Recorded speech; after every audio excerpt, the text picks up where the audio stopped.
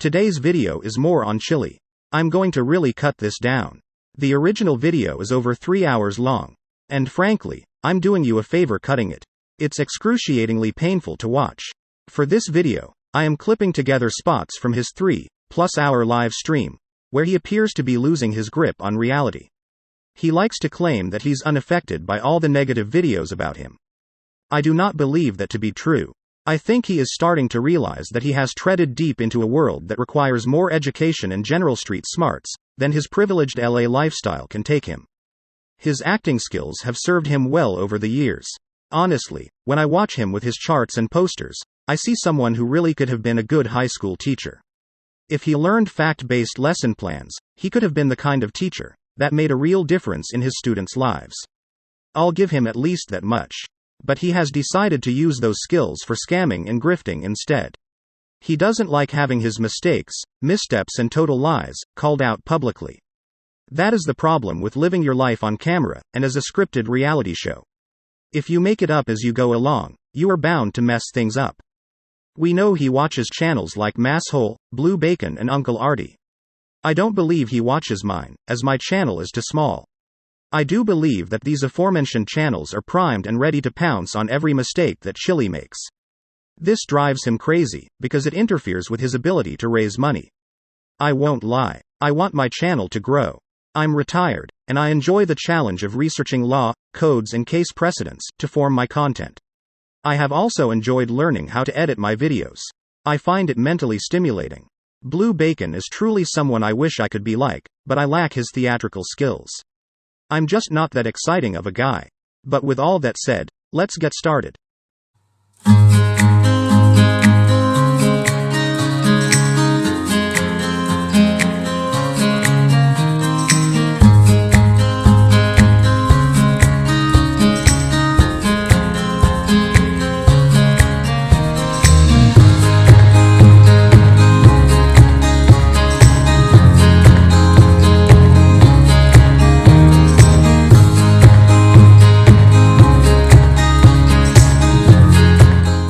Please help support my non-monetized channel by liking, subscribing and hitting the notification bell, so you don't miss any new content. If you don't, you'll make my dog TJ sad. Chille begins his first night back in Ironton by auditing the Sally Port of the local police station. A Sally Port is where police enter the building with suspects they are about to book on charges. This is where suspects will undergo a more thorough search for weapons and contraband before entering the building. This is not generally a publicly accessible area of the police station.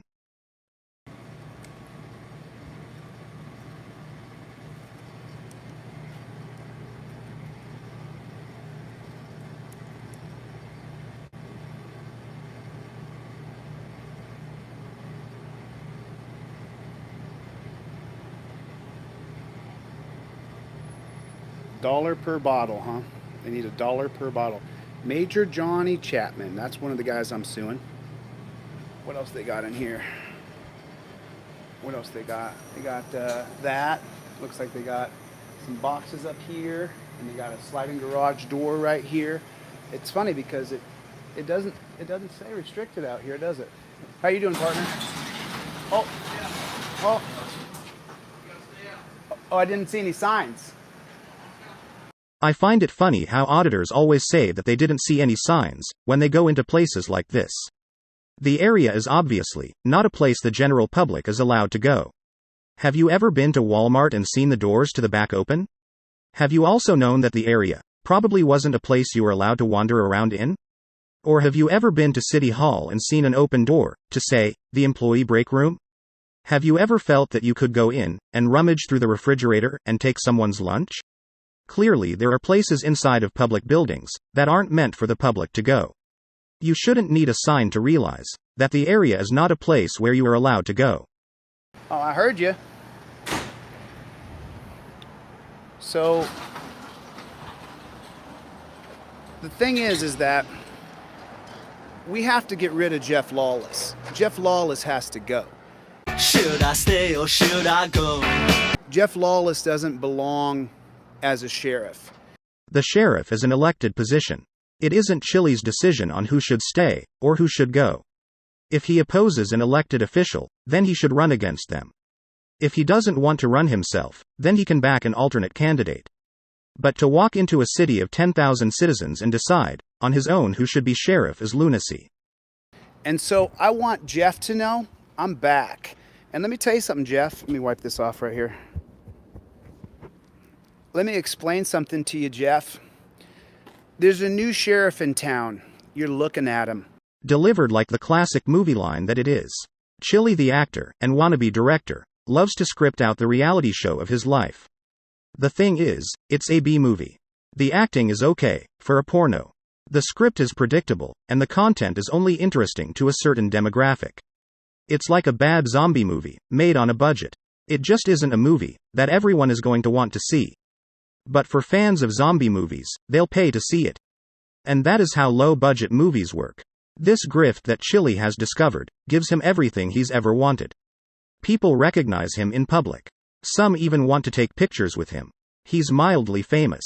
People send him money. He has a full-time acting job, for the first time in his life. I would never put on that uniform that you're wearing. Never. Oh really? Let's play back the tape. Roll camera. Rolling sound. But I'm the sheriff, Jeff. It's not you.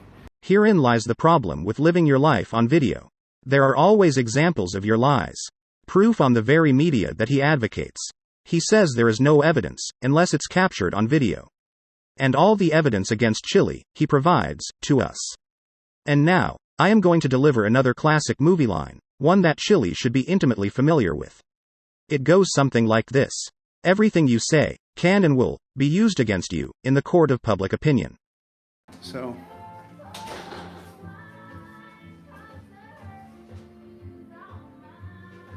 Oh, is that what they did? Is that what they did? They thought they'd pipe music into the sheriff's office? Well, I'll be filing a motion about that, won't I?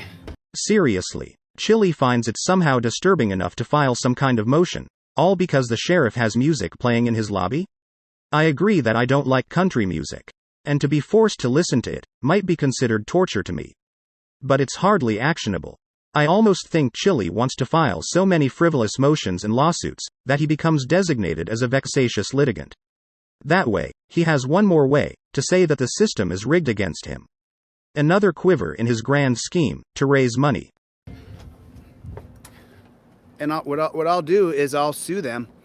So Mr. Lawless, you're running music inside of there? Guess what's going to happen? I'm going to sue you. Because what you're doing is you're shutting down transparency. You're making it so that people can't film what your dirty pig ass is doing. I don't know about you, but I don't see the correlation between filming in the lobby and the background music. Chille can't claim that he can't be heard inside the lobby, as we all heard him talking, just fine. Jeff Lawless, your time is over. You guys can share this with Jeff Lawless. You're done. It's over. You running a cult here has come to an end. It's done. You're done, Jeff. Retire. Retire before I find something to get you fired and you don't get your pension. You're going to find out, Lawless. You're going to find out. You have no idea what's coming. Let me tell you what's coming. Let me tell you what's coming. I got a whole list of people coming here, Jeff. I got a whole list of people. Now, you guys may despise the Ironton pigs because they're garbage, but the truth is that what we need to focus on, getting rid of this piece of garbage. We need to get rid of Jeff Lawless. He has got to go. If you guys have not, hey, how you doing? If you guys have not signed the Recall Jeff Lawless petition, I need you guys to sign that petition. Recall Jeff Lawless. Let me see what else I got for glasses here. My red glasses got scratched, so I'm going to get another pair. But let me see what I got here. I think I got a couple pair of glasses. I cannot confirm or deny it, but I've heard from reasonably reliable sources that the lenses in Chille's glasses are as fake as he is. That his glasses are just another prop for him. They are something he wears to make himself appear smarter. But, moving on. Just so you guys know, the other day I put out something about Brad Spuljarek. Brad, you got used by Pam, bro. You got used up by Pam is what happened to you, Brad. Because the thing is that what happened to you, Bradley? What happened to you is you got used because you being listed as the arresting officer, Bradley, you dummy, I already got rid of your brother, and now you're next. When they listed Brad Spuljarek as the arresting officer on my arrest, what that did is that set him up for a federal criminal prosecution. I get that Chille likes to believe that he is some kind of legal scholar, and he thinks everything he sees on the internet or on television is true, but he's wrong. Federal prosecutors don't just take any old cases, and they certainly don't decide what cases they will take or not, because of some minor YouTuber. They don't take cases that have zero likelihood of success. Prosecutors won't even entertain the idea of pressing charges, if they think it's unlikely that a conviction will result. No matter what the prosecutor's personal feelings might or might not be about the case, they need legally admissible evidence sufficient to prove the defendant's guilt beyond a reasonable doubt. This simply doesn't exist, based only on the word of a confirmed liar. After Chille spends some time ranting to his followers, during which time he parked his car, he takes note of someone else sitting in their car. He goes out to confront this person. There is no telling why or for how long this man was actually sitting in his car, but Chille is convinced that everyone is after him. Paranoid delusions are a common problem that afflicts people with a narcissistic personality disorder. This is especially prevalent in Chille. Watch as he confronts this man. Chille's anger is palpable, and his threats of violence go counter to his later arguments that he doesn't condone violence, nor hang out with people who do. Is this the same troll that followed me the other day? Is that what this guy is? Because if it is, I think that's the same guy that hounded me the other day. I think it is. I think it is. There he is. I think that's it. What's your name? Bill. What's your name, Bill? Bill what? You're terrified. You're a coward. What's your problem? You're a bitch. How about that? I'm calling you a bitch to your face. I think you're a fucking pussy. How about that? Oh yeah. I think I could throw you on the ground in 2 seconds flat. Yeah, turn the music up to avoid being identified. This guy's a coward. You're a Did you catch that? coward. You're a It's a classic Rickroll. A Rickroll is a prank which involves the unexpected appearance of the music of the 1987 song, Never Gonna Give You Up, performed by the English singer Rick Astley. Regardless of the man's intentions, at the start of the confrontation, he pulled out that prank, flawlessly. Clearly, Chille missed it and continued to threaten the man. As you will see for yourself. coward. What's it like to be called a bitch to your face like that? Get out of the car, see how you do. Step out. Yeah, that's what I thought. That's what I thought. Look at this guy. I want you guys to recognize this guy's car. I want you to get a good identification of it. He doesn't have a front license plate. He's got a Honda here. And this is what the guy looks like. He's got a bald head. It's like people like this who are status quo, that they're for the current system. Remember, this guy profits off the system. This guy makes money. This guy makes money off the system. He makes money. He makes money by you guys going to a dungeon. He makes money by him profiting off of people's pain and suffering and torture. Now, you've just watched the entire interaction between this man and Chille. Chille doesn't know anything about the guy, but he challenges him to get out and fight. Chille doesn't know if this guy has any involvement with the criminal justice system, but Chille sees everyone as his enemy. Even this harmless prankster. And the thing is that these trolls, people like this, the truth is, as like a true alpha male,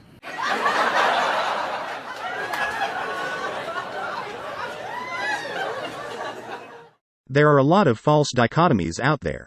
Things like being left-brained versus right-brained, or nature versus nurture. But the one, really persistent myth, that literally is costing human lives, is the false distinction between alpha and beta males. As the story typically goes, there are two types of men. So-called alpha males are those at the top of the social status hierarchy. They have greater access to power, money, and mates, which they gain through physical prowess, intimidation, and domination. Alpha males are typically described as real men, in contrast to the so-called beta males, who are described as weak, submissive, subordinate males who are low status, and only get access to mates once women decide to settle down and go searching for a nice guy. This distinction was originally based on observations of wolves, in a now debunked study. It greatly simplifies the multidimensionality of human masculinity. As the expression goes, when all you have is a hammer, all you see are nails.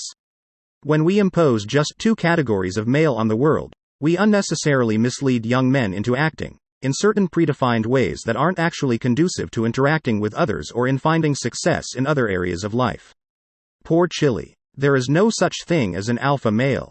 But even if there were such a thing, he doesn't meet the definition, as he totally is not at the top of the social status hierarchy. He has almost no access to power. He doesn't have a lot of money or access to mates. He tries unsuccessfully to gain access to these things through physical prowess, intimidation, and domination, but no one really takes him very seriously. Right? I want to just grab him by his little neck and pop his head right off. But that's not acceptable in a society based on rule of law. And so guys like that, they live under the protection of men like me. That guy lives under the protection of men who are for law and order. Remember that. So that guy, in all that he is, you just saw a coward. You just saw a giant coward. What an embarrassment. What an embarrassment. But see, the thing is what I'll do is if that guy follows me around, I'll sue him. If he harasses me, I'll sue him. That's not how it works. That's not how any of this works. Honestly, if I had a nickel for every time I've heard this, I'd be the one buying Twitter, and not Elon Musk. The threat of, "I'll sue," is so casually tossed around, that no one really pays much mind to it. Every time Chille opens his mouth, it only further proves the point, that he doesn't understand much about how the law works.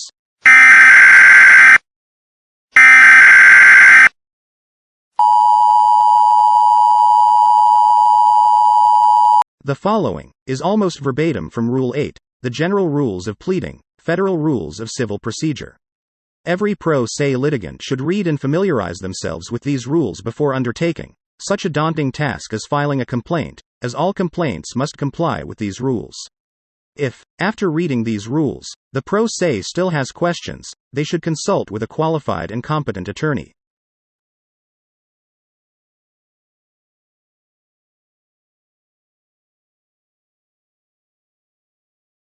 Litigation begins when the plaintiff files a complaint with the court. The complaint must describe what the defendant did, or failed to do, and how that caused harm to the plaintiff. It must state the legal basis for holding the defendant responsible for that harm. The court will accept all well-pleaded facts as true and view them in the light most favorable to the defendant. The defense will then file a motion to strike before it files its answer. Even if the motion to strike fails, it is filed to preserve the issue for appeal. To survive a motion to dismiss, a complaint must contain sufficient factual matter, accepted as true, to state a claim to relief that is plausible on its face. A claim has facial plausibility when the plaintiff pleads factual content that allows the court to draw the reasonable inference that the defendant is liable for the misconduct alleged. Threadbare recitals of the elements of a cause of action, supported by mere conclusory statements, will not suffice. Although a complaint does not need detailed factual allegations, the allegations must be enough to raise a right to relief above the speculative level. Conclusory allegations or legal conclusions masquerading as factual conclusions will not suffice to prevent a motion to dismiss. Now it is for you to decide. Does an allegation that a person drove around in the same area as Chille rise to the level necessary to meet the requirements contained within the federal rules? Ask yourself the following questions. What harm was caused? Without blending criminal acts and civil torts, what violations have occurred? Did it cause harm? Is that harm great enough for there to be a recovery? These are the things that have to be discussed before a complaint is ever considered. Otherwise, the simple statement of, "I will sue," is just that. The statement of a simpleton, and we all know that Chille is a simpleton. Moving on. Get your lawyer, bro. Pony up your money. Pony up your money, because what I'll do is I'll just sue you, dude. That's how it'll go. That's how it'll go. Because I'll use the law. What Chille is describing is known as lawfare. Lawfare is defined as the misuse of legal systems and principles against an enemy, such as by damaging or delegitimizing them, wasting their time and money, through nuisance suits, or winning a public relations victory. Lawfare is basically the abuse of the law, and our judicial system to undermine the very principles they stand for, which are the rule of law, the sanctity of innocent human life, and the right to free speech. Because when you can no longer physically beat people up, which you can't do on the streets, it's against the law, what you do is you use the legal procedures to make sure that you press charges against them and you take their money out of their wallet. And that's what we do. And that's what we do. Chille admits that his goal isn't to achieve justice, rather it is to waste the other person's time and money. If you don't find that reprehensible, then I don't know what else it is. Stay tuned for part 2. I'm trying to keep each video to a manageable size. Thanks for watching.